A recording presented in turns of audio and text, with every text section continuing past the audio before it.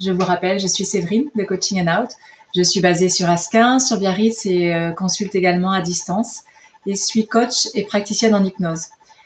Je voulais vous parler des émotions car j'ai longtemps moi-même réfréné mes émotions. Et je suis pourtant quelqu'un d'hypersensible.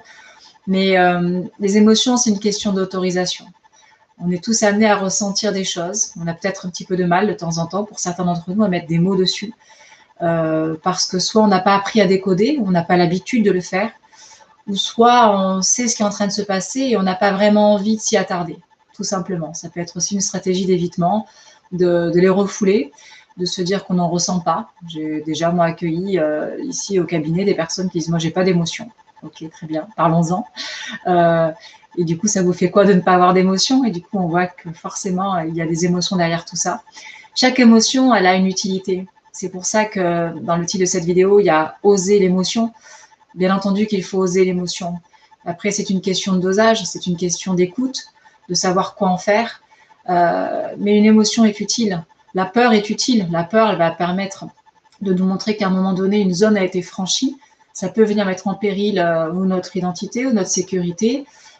Et donc, ça vient en effet venir chercher en nous une zone un petit peu et se mettre en mode survie. Voilà, notre corps va avoir un langage par rapport à la peur. Tout comme la colère. La colère, c'est aussi notre zone qui a été franchie, la zone de une limite qu'on s'est imposée de tolérance, de respect, etc. et qui a été bafouée. Et donc, on a envie de réagir. Donc là, c'est une énergie qui est dans tout le corps, hein, clairement, et que l'on ressent avec une forte chaleur, etc. Donc, la tristesse, qui est une autre émotion, elle a aussi son rôle. C'est un rôle un petit peu de retour à soi. La tristesse peut permettre d'avoir un moment de retour à soi, un moment de calme, pour venir digérer quelque chose qui a été un petit peu lourd, un petit peu douloureux, et permettre de repartir.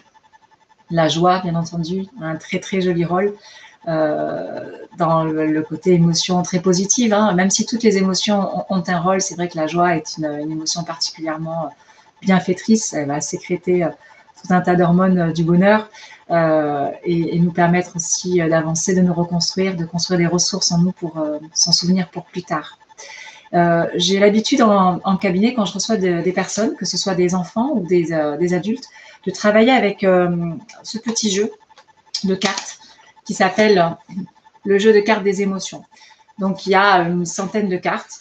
Et ce qui est intéressant, c'est de par les dessins, qui sont assez simples, mais qui sont très évocateurs, de proposer à la personne en face de moi, notamment celle qui a du mal à mettre des mots, de dire, OK, sur ces cartes, choisissez-en par exemple 5, 6, et décrivez-moi ce qu'elles vous évoquent.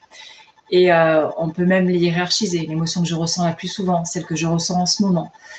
Et du coup, faire parler du contexte. Pourquoi vous ressentez ça? Ça fait quoi? Et comment on pourrait faire pour éviter ça? Comment on pourrait faire pour mieux le vivre? Quelles ressources on peut aller rechercher? Quel besoin n'a pas été comblé? Et du coup, là, je sors l'autre jeu de cartes, les cartes de l'expression des besoins.